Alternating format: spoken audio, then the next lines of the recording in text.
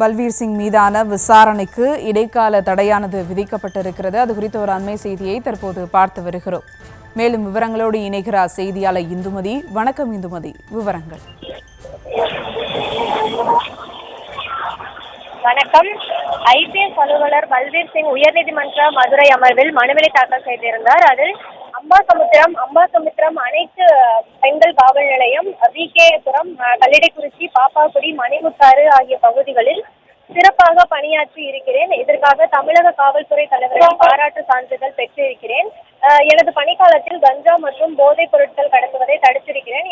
என்னை இந்த பொறுப்பில் இருந்து அகற்றும் நோக்கில் பொய்யான பல புகார்கள் அளிக்கப்பட்டுள்ளன எனவும், சட்டவிரோத காவலில் வைத்து அருண்குமார் என்பவரது பல்லை உடைத்ததாக கூறப்படும் வழக்கு அவ்வாறு பதியப்பட்டதே. அதாவது இவ்வாறாக என் மீது பதியப்பட்ட 4 வழக்குகளில் கிழமை நீதிமன்றத்தில் சிபிசிஐடி குற்றப்பத்திரிகை தாக்கல் செய்ததன் அடிப்படையில் என் மீது குற்றச்சாட்டு பதிவு செய்யப்பட்டுள்ளது. ஆகவே அந்த குற்றச்சாட்டுகளை ரத்து செய்ய உத்தரவிட வேண்டும் என அந்த மனுவில் கூறியிருந்தார். இதனைத் தொடர்ந்து மனுதாரர் தரப்பு வழக்கறிஞர் கூறுகையில், மனுதாரர் சட்டம் ஒழுங்கு பிரச்சனையை திறம்பட கையாண்டார். இவரை பழிவாங்கும் நோக்கில் சட்டவிரோத கும்பலில் இருந்து அவர்கள் புகார் கொடுத்துள்ளனர் எனவும், ஊடகம் மற்றும் பிற அழுத்தங்களின் காரணமாக ஒரு ஐபிஎஸ் அதிகாரி மீது குற்றச்சாட்டு பதிவு செய்யப்பட்டுள்ளது எனவும், மனுதாரர் புதிதாக சேர்ந்துள்ள ஐபிஎஸ் அதிகாரி, அவருக்கு தமிழ் மொழி முழுமையாக தெரியாது எனவும் கூறியிருந்தார்.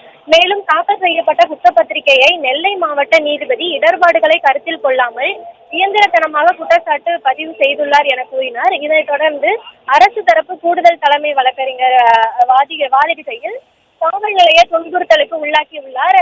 அரசு நடத்திய தமிழ் மொழி தேர்வில் இவர் தேர்ச்சி பெற்றுள்ளார் எனவும், தமிழ் மொழியில் குற்றப்பத்திரிகை தாக்கல் செய்தது ஏன் என வழக்கு விசாரணையின் போது கேள்வி எழுப்பவில்லை.